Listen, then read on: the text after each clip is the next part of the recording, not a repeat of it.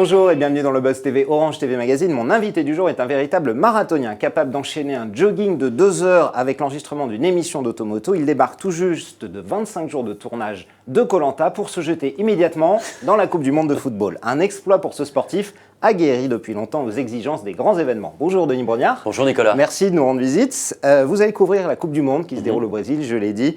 Honnêtement Denis, est-ce que dans vos rêves les plus fous de journaliste sportif, vous auriez rêvé un jour voir une Coupe du Monde au Brésil? Ouais, c'était mon deuxième rêve après la Coupe du Monde en France que j'avais eu la chance de couvrir. couvrir. Vous avez vécu les deux. Voilà, j'avais couvert ça pour Europe 1 à l'époque, avec notamment cette place tellement privilégiée sur la pelouse pour la finale face au Brésil. Mais là, c'est vrai que la Coupe du Monde au Brésil... c'est une fois dans une vie, en fait. Voilà, ça, exactement. Ouais. C'est tellement dans l'imaginaire des gens qui aiment le football quelque chose d'incroyable qu'on est très heureux de pouvoir en faire profiter nos téléspectateurs. Et j'imagine déjà l'importance de cet événement et l'effervescence que ça va engendrer.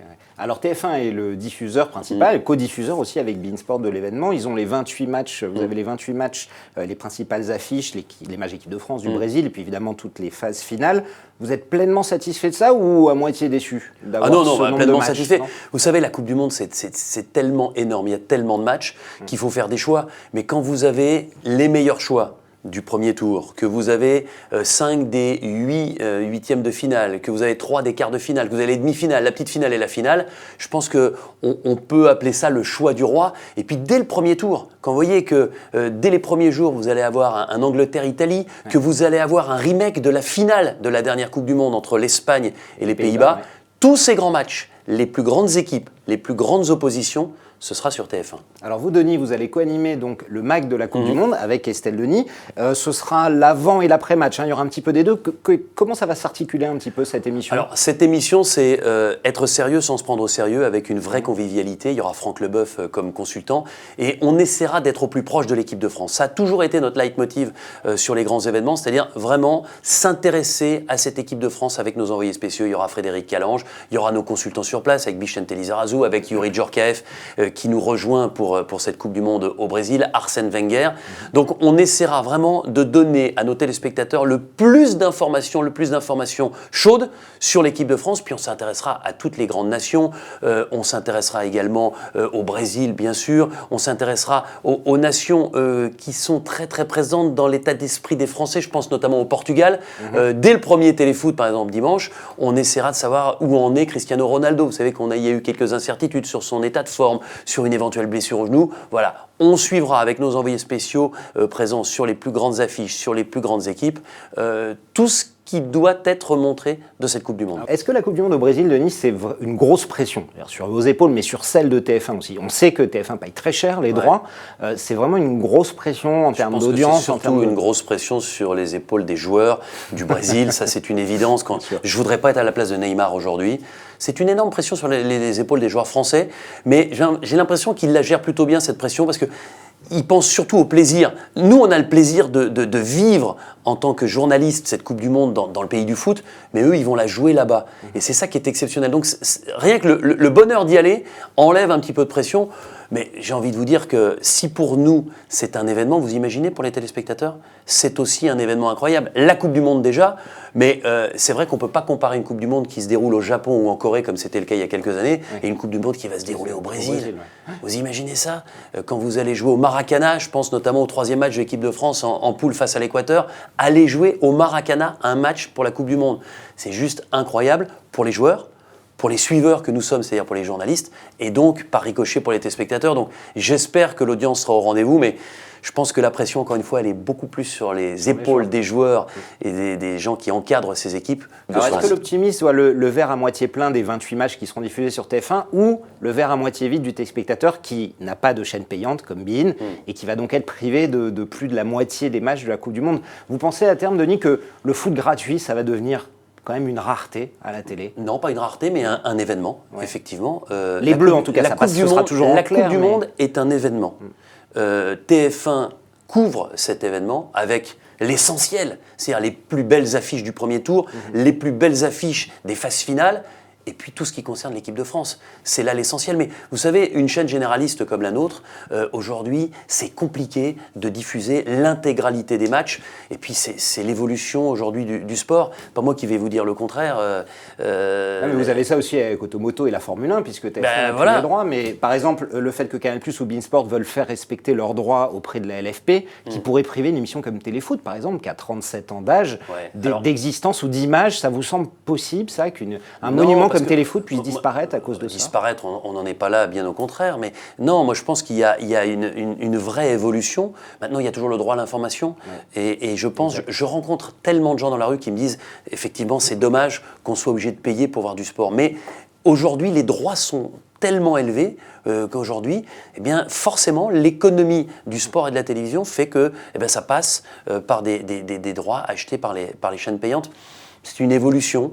À titre personnel, quand la Formule 1 quitte TF1, ça me choque, ça me gêne, moi, à titre personnel, mais je comprends le patron de TF1 qui n'est pas prêt à mettre des dizaines de millions d'euros de droits sur un sport. Il faut faire un ratio entre l'audience d'un côté et puis les coûts de l'autre.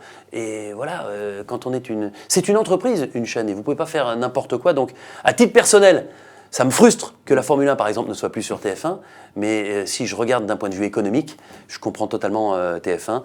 Aujourd'hui, je pense qu'on est à une apogée des tarifs, des droits, et j'espère en tout cas que ça baissera, parce qu'autrement, il n'y a plus d'économie. Alors Denis, je ne peux pas vous laisser partir sans vous poser une petite question sur Koh Lanta. On sait que vous venez de rentrer de Malaisie. Alors c'est pas au Brésil. C'était en Malaisie. Voilà, c'était en Malaisie. Dites-moi juste, 1 an après ces 2 drames épouvantables qu'on a connus, comment s'est passé le tournage cette année? J'ai envie de vous dire déjà qu'il s'est bien passé. La centaine de collaborateurs qui m'accompagnent d'ALP Productions. Voilà, d'ALP Productions. Nous avons vécu un tournage, j'ai envie de vous dire, à la fois dans une forme de sérénité, mais aussi de recueillement, avec une pensée permanente pour ce malheureux candidat Gérald et pour notre médecin, tous les deux disparus l'année dernière, dans des conditions dramatiques et terribles. Mais j'ai envie de vous dire qu'on avait envie de se retrouver.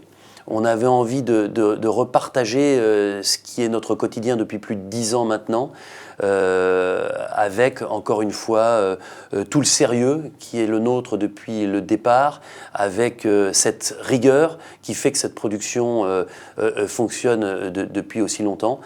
Et puis, je vous dis, on avait envie de retrouver aussi les anciens candidats. Puisque c'est une émission événementielle avec des gens qui... Moundir, Christina, beaucoup d'autres. Exactement. Ouais. Parce que ces gens-là nous ont soutenus aussi. Parce que ces gens-là ont été derrière nous et parce que ces gens-là ont été les mieux placés au moment de ces drames pour expliquer ce qui se passait sur les tournages et le sérieux avec lequel nous travaillons, notamment d'un point de vue médical. Alors, ok, il y a eu un principe de précaution. Ok, nous avons renforcé le dispositif médical. Mais celui qui existait jusqu'à l'année dernière était bon, était performant.